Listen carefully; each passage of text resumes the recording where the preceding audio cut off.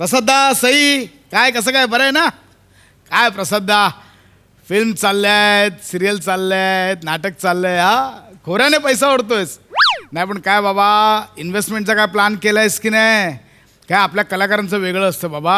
आत्ता कमवतो, म्हातारपणी कोण विचारत नाही. म्हणून भविष्याचा प्लॅनिंग आत्ताच करावं लागेल. कसं आहे की आत्ता जर काही प्लॅनिंग केलं तर ते आपल्या म्हातारपणात उपयोगी येतील ना.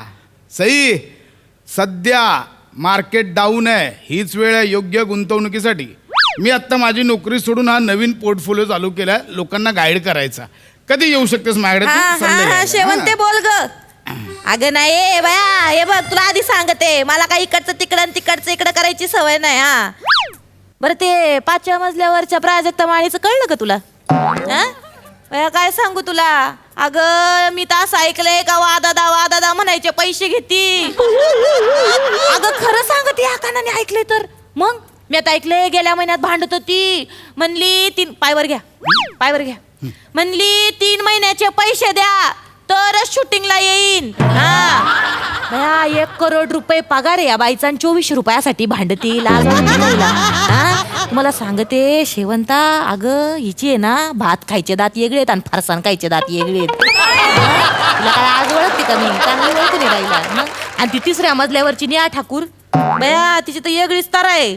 तुला ना सगळं नाहीच कटून सांगावं. ह्या माणसांबद्दल काहीतरी करायची इच्छा. तिचं गाणं म्हणजे आपल्यासारखं जीवन यांचं सुद्धा कलाकारांसारखंच. म्हणजे काय PF नाही, काय नाही, भविष्याचा विचार नाही. माझं टार्गेट आहे ह्या लोकांसाठी काहीतरी आयुष्यात केलं पाहिजे. अगं ए ये इकडे ये. इकडे जरा गप्पा मारायच्या. ये इकडे. गप्पा मारायच्या बाया, काम सोडून तुमच्याशी गप्पा. अगं ये ग, महत्वाचं आहे तुझ्यासाठी, महत्वाचं आहे. ये मला सांग, गुंतवणुकीबद्दल काय विचार केलाय? गुतायचं वय का माझं? पोरबाळ आहे माया पदरात. बाया साहेब तुम्ही काय गप्पा हाणता माझ्यासमोर? नाही तसं अगं मनाच्या गुंतवणुकीबद्दल नाही. बाया मग काय ह्याच्या गुंतवणुकीबद्दल बोलिता? हे बघ मी तुला समजवतो. कसं आहे, मी आत्ता हे केलंय, मी नोकरी सोडली आहे. हे बघा, महिन्याचा पगार हातात टाकवायचा माया महिन्याच्या अखेरी सांगून ठेवते. नाही तर तुमचा लॅपटॉप घेऊन जाईन मी. नाही तर मग मी ऐकायची नाही. ऐक, मी एवढा चिंदी वाटलो 700 रुपये पगार नाही देऊ शकत. भरोसा काय तुमचा? मला सांगता जॉब सोडला म्हणून. अगं माझं ऐकून तर घे. मी गुंतवणुकीबद्दल म्हणजे इन्व्हेस्टमेंट मध्ये काय इंटरेस्ट आहे त्याबद्दल विचारतोय. नाही ऐका माझं, ते तुमचं काय ते ईस्ट वेस्ट आहे त्यात मला इंटरेस्ट नाही. माझं आपलं एक घर आहे, 4 भिंत आहे, एक छप्पर आहे, त्याचं मला आपलं कौतुक वाटतं. कळलं? तुमच्या सारख्या आहेत ना रईशी शौक नाहीत मला साहेब. ईस्ट वेस्ट बद्दल मला सांगत उगावाय टायमाची तेच म्हणते त्याला काय अर्थ नाही. ऍक्च्युली ना मी हे सल्ले द्यायचे ना पैसे घेतो. मी ना तुला फुकट सांगतोय. मला नकोच आहे. पण नाही, तुला आधीच पूस, तेच योग्य आहे. काय होणार नाही. उगा टायमाची घोटी करायचा, 4 बिल्डिंगाची कामं करायची मला. हे बघ स्वतः जॉब सोडून माहिती. ऐक ते ठेव बाजूला. बघ मी तुला समजवतो काय ते. ऐक माझं, इकडे बघ. मला सांग, साधारणतः महिन्याला किती कमवतेस? लय चौकशा आहेत तुम्हाला बरं का मायाबद्दल, तरी सांगते. बघा तुम्हाला सांगते, 3 नंबर 4 नंबर 5 एक 6,000 कमी होते. एवढ्या घराची कामं करते, लादी पोछाचे 6,000 मिळतात. आणि बघा बाळ चोळायला जाते. बाळ चोळायला जाते म्हणजे? आंघोळ्या घालायला जाते बाळांना. मालिश करायला जाते. चोळून चालून आंघोळ घालायची त्यांना, त्याचे मिळतात मला 1 महिन्याच्या काहीतरी. मुद्दा हा नाहीये, माझा प्रश्न वेगळा होता. प्रश्न हा आहे की तू महिन्याला साधारणतः किती कमवतेस आणि त्यातले मला किती देऊ शकशील? अंगाशी आले का तुम्ही बरोबर फिरून फारून मुद्द्यावर. तर तुम्हाला मायाकडनं पैसे पाहिजेत. मुद्द्याचं बोला पड्डीशी, मला काम तेच समजवतोय की आता तुझ्याकडनं मी 1,000 रुपये घेणार, शेअर मार्केटमध्ये टाकणार, त्याचे 1200 होतील, 1500 होतील, 1800 होतील. तुझ्या 1,000 रुपयाने मी नाही करोडपती होणार. पैसे तुझेच वाढत जाणार. म्हणजे मग तू आत्ता 1,000 रुपये दर महिन्याला गुंतवलेस ना, वयाच्या 80व्या वर्षी तुला 60 लाख रुपये मिळतील. 80 वर्षापर्यंत कोण जगणार आहे? तर 30-40 वर्ष जगीन मी. हे तू नको ठरवूस की तू कधी मरणार आहेस ते.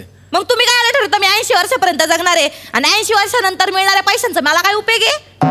वा काही सांगितलं मला एवढं पैसे मिळणार आणि तेवढं पैसे मिळणार आहे. आता कसं सांगू? हे बघ कसं असतं, हा. आपण बँकेत FD करतो. मी नाही केली मी कधी. केली आहे, माझ्या आई वडिलांनी केली आहे, सगळ्यांनी केली आहे. बरं मग त्याचं काय? त्यावेळी आपण पट्टीशी बोला, हा, मग मला काम आहे तेच चार घरची. सांगतोय की त्यावेळी कसे आपण थोडे पैसे बाजूला ठेवतो ना, तसे तुझ्या पगारातले काही पैसे तू बाजूला ठेवायचे. बाजूला ठेवायचे. हा. म्हणजे त्या शेजारच्या रशिका वेंगुर्लेकरकडे ठेवायचे का? हा? ती रशी 300 रुपयाची भिशी लावली, अजून देती मला. हा, परवा माही दयाची वाटी घेऊन गेली, अजून दयाची वाटी मला परत करती. आणि त्या बायाकडे, त्या भवानीकडे पैसे ठेवायचे का मी? हा? अगं बाजूला ठेवायचं म्हणजे टिंग टॉंग हे घ्या पैसे, असे बाजूला नाही ठेवायचे. मग? तू भिशी, आता भिशीबद्दल काय बोललीस? भिशी करतेस म्हणजे काय, तू इन्व्हेस्टमेंट करतेस, त्याच इन्व्हेस्टमेंट बद्दल बोलतोय मी. ते आमच्या बायकांचं यागळं असते, ते जाऊ तुम्ही नका डोक्याला घेऊ. ग ती इन्व्हेस्टमेंट करूया म्हणजे आपण ती इन्व्हेस्टमेंट हे करूया, डायव्हर्सिफाय इन्व्हेस्टमेंट करूया. सी मी सध्या ना मार्केट डाऊन आहे. Today market is going down. Each investor must invest in this period. This is a golden chance. This is a golden opportunity. You understand? तसं असेल तर तसं करून टाका. काय कळलं तुला?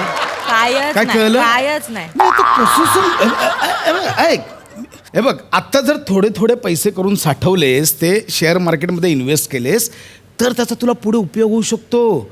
लोक कशावर पैसे कमवतात? गुप्ता, समोरचे. नुसता शेअर मार्केटवर कमवतोय तो. आमिर हडकर हल्ली येत पण नाही शूटिंगला, घरी जाऊन तेच चालू असतं, येत पण नाही तो. साधं उदाहरण, एकदम साधं उदाहरण. हे बघ, माझी तळमळ समजून घे, एकदम साधं उदाहरण. MHJ company. लोकांनी अरे काय आहे बाबा, चल काहीतरी आली MHJ कंपनी, असं वाटलं लोकांना. 90 पैशांना शेअर होते, आता कुठे पोचलाय? हजारोंवर पोचला शेअर MHJचा. कळते तुला मी काय समजवतोय? दम काढा. हा, बसायचं. हा, बसा. हा. कितीची नड आहे तुम्हाला? 50 रुपये देते, ऐका माझं. 50 रुपये घ्या आणि गप बसा. आठवड्याभराने परत द्यायला लागतील. काय माझा हातावर पोट आहे? हा, लाज वाटते का गिडी आहेस तुम्हाला? का तू? अहो, कामवालीकडे पैसे. गिडी आहेस तू रे?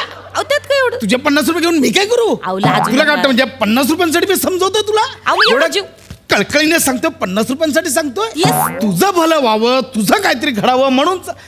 आता कसं, हे बघ ऐक, मी तुला हे बघ समजवतो. हे बघ इकडे ये. हे नाही, हे पण नाही तुला सांगू शकत. हे बघ ऐक, हे बघ तू लवकर, काय कर. पटपट. हे बघ, त्यातले 2000 रुपये डिबेंचर, इक्विटी आणि म्युच्युअल मध्ये गुंतव. एवढंच अहो, मला म्हणणं आहे. काय करायची तुमची ती डांबर टिटवी आणि मच्छी? किती डांबर टिटवी. मला 8,000 रुपये महिन्याला मिळतात. त्यातले जर मी 2,000 रुपये बाजूला काढून ठेवले तर 6,000 रुपयात मी काय काय करायचं महिन्याला? तुम्ही सांगा बरं.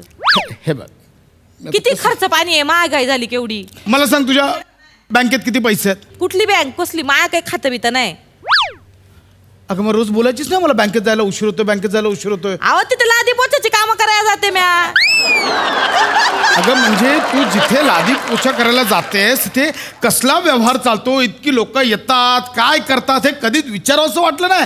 बाय, मी कोणाच्या मध्ये पडत नाही. माझं काम भलं, मी भले. माझा झाडू भला, माझा लादी, माझा पोचा, माझी बादली. मूर्खा, साधं बँकेत अकाउंट नाहीये तुझं? अहो, नाही खाता. बँकेत अकाउंट अहो, नाहीये? नाही त्यात काय एवढं नाही. हे बघ, मला सांग, तुझा मेडिक्लेम तरी आहे? त्या काय असते? वाटलंच मला. बस हे बघ, महत्वाचं आहे, मी समजवतो.